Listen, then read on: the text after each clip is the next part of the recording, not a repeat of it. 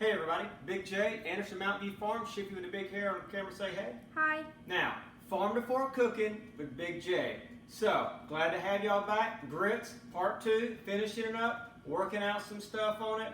It'll be great. Now, everybody loves those stone ground grits. However, a lot of people have trouble with it.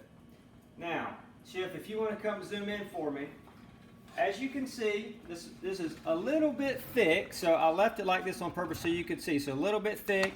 Some people maybe even like that consistency.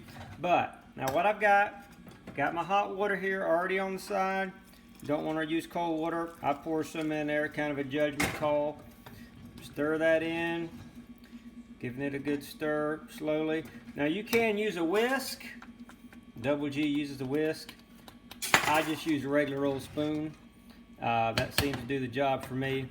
So just as you can see, you got to kind of work it in there a little bit. Some of that water is going to want to run to the top, but it will work itself in. Still got it on low.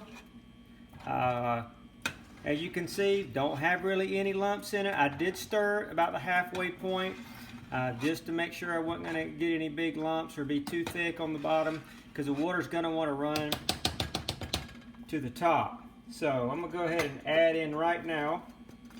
You could add this at the beginning, but I'm gonna go ahead and throw in my black pepper here. So got a good bit of that. It's a big pot. So now I'm just gonna kind of work that in, and then people can always add more to taste whenever they get to the table. I usually don't put my grits or anything my cheese in it. Until it actually gets to a specific bowl. Otherwise it's going to stick to my spoon, it's going to stick to the sides. This would be kind of aggravating. Now, last thing, I want to go ahead and throw some in here.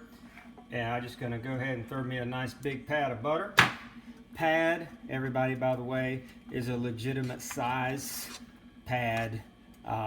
Sometimes pad can be rather large, like my pad there. So again, we're just stirring that in, getting all that in there. Got a good thick set. I think I'm gonna add a little bit more water to it, just a hair more.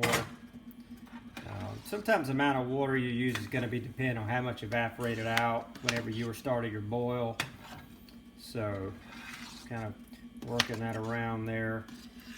As you can see, that water is going to want to run to the top a little bit. So now we got a good consistency there.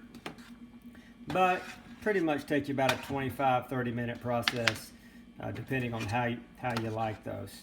So now I'm going to go ahead and I'm going to leave it on the hot stove. So I see how hot it is. I'm going to turn it off, leave a lid on there until we get totally ready to serve it. So now, hope you enjoyed this 2-part series. The next 2-part series we're going to do is going to be on a good batch of cornbread, and we're going to have we're going to use some of our whey from our goat cheese that we talked about last time, and that'll be great as well. But also want to talk about t-shirts.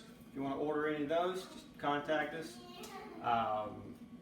Now, AndersonMountainViewFarms.com. Like us on Facebook, subscribe to our YouTube channel. We'll see you next time.